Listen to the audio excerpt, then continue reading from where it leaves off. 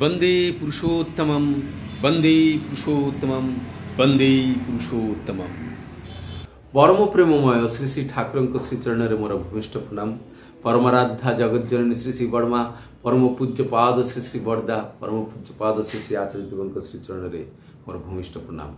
समस्त दादा और माँ मान मोर आंतरिक आनंदित जय गुरु। आशा करे समस्त भलरे अछंती एवं भलरे हुए यही परम पिता श्रीचरण रे प्रार्थना लगे। आज मु जो विषयटी नहीं कि आलोचना करने जाऊँगी पाठ करने जाऊँगी से विषयटी होची जे आम्भे माने कौन करू जेते बेले आमर पड़ोसी बंधु बांधव भाई किंबा आउ किए उन्नत होचंती, मो ठारू उन्नत होचंती, मो ठारू ज्ञान लाभ करचंती, अधिक ज्ञान लाभ करचंती, विद्या बुद्धि रे अधिक चतुर ही थाउचंती किंबा से अर्थ उपार्जन रे अनेक मोठू ऊपर जाउचंती किंबा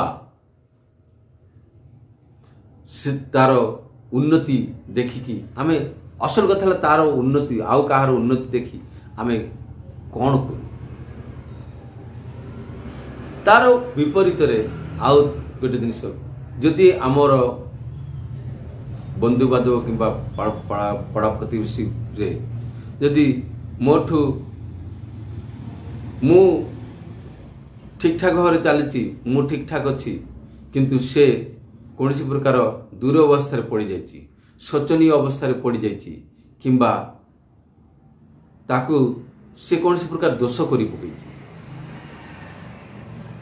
से कौन प्रकार अन्याय कर पकई विपद रे पड़ी से आम कौन करूँ। एमिति किया परिस्थिति अनेक हुए आमर पाड़ा प्रतिवेशी माने किंतु सेतेबेले हसंती मोर असुविधा देखिले मु दुरवस्था पड़े मु शोककातुर बा कौनसी बिना दोषरे दोषी सब्यस्त हो जाइछि अन्याय करी पकईछि मन करंतु सेतेबेले आमर चारिपार्श्व जो मैंने थांती से मैंने आसिकी आमर गला टिपि धरला बेला धरुचंती तू एमिति करछु काहे कि केमति कलु एमिति विभिन्न प्रकार कथा कहउछु आहुरी मते अपदस्थ करबा पाई चेष्टा करजती आमे माने करि थाउ एमिति करि थाउ।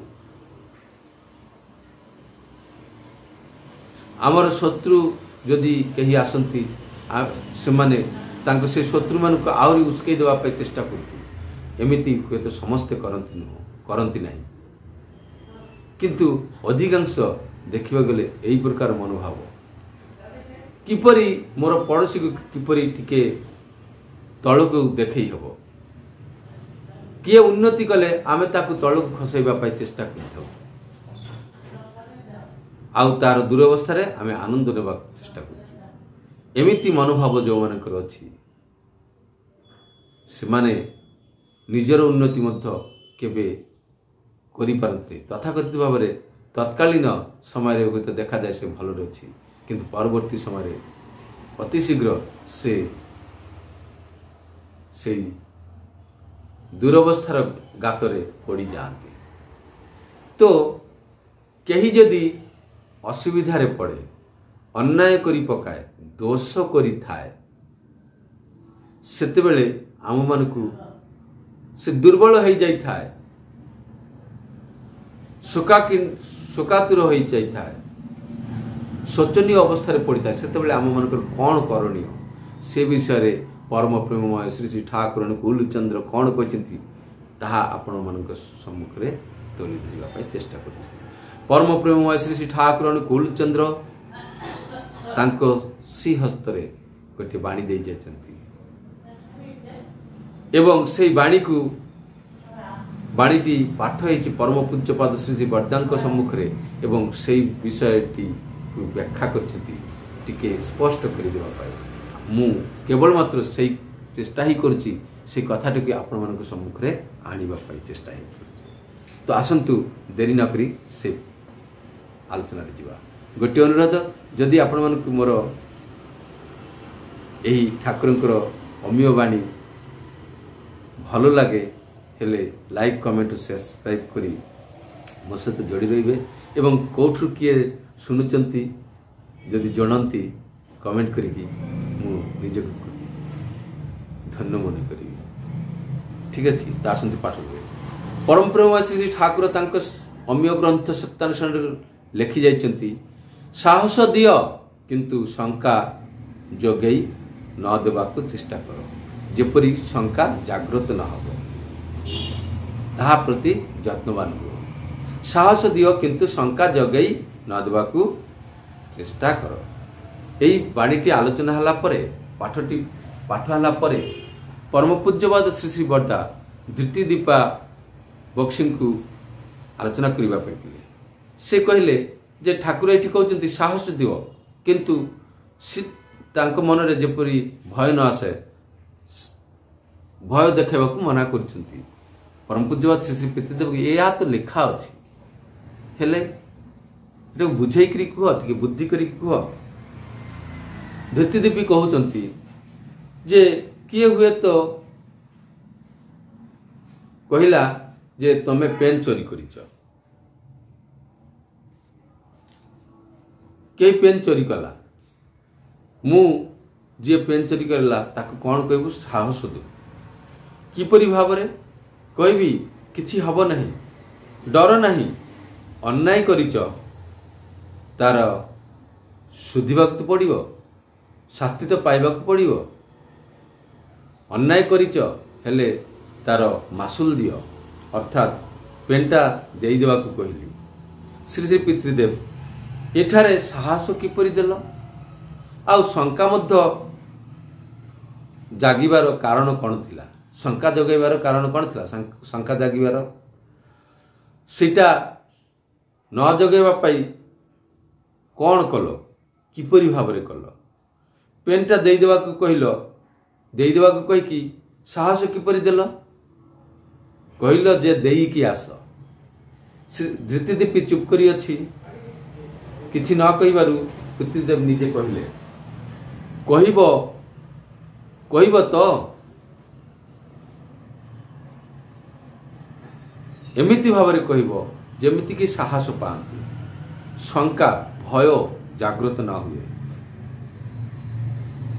କହିବୁ କାମଟା ତମେ ଅନ୍ୟାୟ କରିଛ, ଖରାପ କରିଛ, ବୁଝିପାରୁଛ ଏଇଟା ଅନ୍ୟାୟ ହେଇଛି, ଅତଏବ ଯାହା ଆଣିଛ ସେଟା ଦେଇଦିଅ। ସେ ତ ଦେବା ପାଇଁ ଡରୁଥିଲା ନା, ମୁଁ ତାଟା ନେଇକି ଆସିଛି, ହେଲେ ତାକୁ ଦେବାକୁ ଗଲେ ମୋତେ ଚୋର କହିପାରନ୍ତି, ଆହୁରି କେତେ ଗାଳି ଗୁଲାସ କରିପାରନ୍ତି, ହେଲେ ସେଥିପାଇଁ ସିଏ ଡରୁଥିଲା। ତମେ କହିବ ଦେଇଦିଅ, ସେଥିରେ ତୁମର ମଙ୍ଗଳ ହିଁ ହେବ, ଭଲ ହିଁ ହେବ। ଅନ୍ୟାୟ କରିଛ ତ, ଭୁଲ କରିଛ ତ, ଦେଇଦିଅ। ଏଥିରେ କ'ଣ ହେଲା ନା ସେ ସାହସ ପାଇଲା। ଆଉ କ'ଣ କହିବ? ଠାକୁରଙ୍କ ଦୟାରେ ଶାସ୍ତି ଦଣ୍ଡ ନ ପାଇପାର, ଭଲ ଭାବରେ କହିବାକୁ ହେବ। ଭଲ ଭାବରେ କହିଲ। ଆଉ କ'ଣ କହିଲ? ଯେ ଏହା ଛଡ଼ା ତମେ ଯଦି ପେନ୍ଟାକୁ ଚୋରି କରିଛ, ହେଲେ ତମେ ତ ଅନ୍ୟାୟ କରିଛ, ହେଲେ ଅନ୍ୟାୟର ଶାସ୍ତି ପାଇବାଟା ବି ତ ଭଲ। এইଭଳି ଭାବରେ ତାକୁ ବୁଝେଇକି କହିଲେ ସେ ଏଇ ଯେଉଁ ଅନ୍ୟାୟଟା କରି ପକାଇଛି, ଅନ୍ୟାୟର ଶାସ୍ତିଟାକୁ ସେ ବହନ କରିବାର ସାହସଟା ପାଇବେ। ଆମ୍ଭେମାନେ ଏହିସବୁ ପରିସ୍ଥିତିରେ କିଏ କିଏ ତାର ଉପହାସ କରନ୍ତି, କେହି ତାଙ୍କୁ ଗାଳିଗୁଲାସ କରନ୍ତି, କିନ୍ତୁ ସାହସ ଦେବାକୁ କମ୍ ଲୋକ ଆଗେଇ ଆସନ୍ତି, ସାନ୍ତ୍ୱନା ଦିଅନ୍ତି କମ୍ ଲୋକ। ଆଉ ସେଇ ଅନ୍ୟାୟଟାକୁ ସୁଧରାଇବା ପାଇଁ ମଧ୍ୟ ସାହସ ଦେବା ଦରକାର, ସୁଧରାଇବା ପାଇଁ ସାହସ ଦେବାକୁ ଦରକାର। এইটা ନ କରି ଆମେ ଯାହା କିଛି କରୁଛୁ ତାହା ଉଚିତ ନୁହଁ କି? ଆମ୍ଭେମାନେ ନିଜେ ନିଜେ କ'ଣ କରିଛୁ? ନିଜର ସ୍ୱାର୍ଥ ବୁଦ୍ଧି, ସ୍ୱାର୍ଥ ଆତ୍ମକେନ୍ଦ୍ରିକ ଭାବ ନେଇକି ଆମେ ବିଭିନ୍ନ ପ୍ରକାର କଥା ବ୍ୟବହାର କରିଥାଉ। ଏଇଟା ଛୋଟିଆ ଗୋଟେ ଉଦାହରଣ ଥିଲା ବୁଝିବା ପାଇଁ। ଏମିତି ଆମ ଏଇ ସାଂସାରିକ ଜୀବନ ମଧ୍ୟରେ, ଏଇ ଦୁନିଆରେ এই ଭଳିଆ ଘଟଣା ପ୍ରତିନିୟତ ଚାଲିଛି। ହେଲେ ଆମର କରିବା ପାଇଁ ବହୁତ ଗୋଟିଏ ଏଇ ଯେଉଁ ଠାକୁରଙ୍କ ଯେଉଁ ବାଣୀ ଏଇଠାକୁ ବାସ୍ତବରେ ପରିଣତ କରିବା ପାଇଁ ଆମ ପାଖରେ ଅଜସ୍ର ପରିସ୍ଥିତି ଅଜସ୍ର କାରଣ ରହିଛି। ଆମେ ଏଇଟାକୁ ନିଜ ଜୀବନରେ ଇମ୍ପ୍ଲିମେଣ୍ଟ କରିବା ପାଇଁ ଆମ ପାଖରେ ଅନେକ କ୍ଷେତ୍ର ପଡ଼ିଛି ନୁହଁ କି? ତ ଆମେ ମାନେ ଏହାକୁ ବୁଝିବା ହୃଦୟଙ୍ଗମ କରିବା ଏବଂ ବାସ୍ତବରେ ପରିଣତ କରିବା। ଏହା ହିଁ ପ୍ରାର୍ଥନା ରଖେ ସମସ୍ତେ ଯେମିତି ଠାକୁରଙ୍କ ଆଦେଶ ନିର୍ଦ୍ଦେଶକୁ ପାଳନ କରିକି ଆଗରେ ବଢ଼ନ୍ତି। ଠିକ୍ ଅଛି, ପରମ ପିତାଙ୍କୁ ମଥାରେ ନେଇ ଚାଲନ୍ତି ଏବଂ ଜୀବନର ପରମାନନ୍ଦର ଅଧିକାରୀ ହେଇ ଉଠନ୍ତି। ଜୟ ଗୁରୁ। ବନ୍ଦେ ପୁରୁଷୋତ୍ତମ।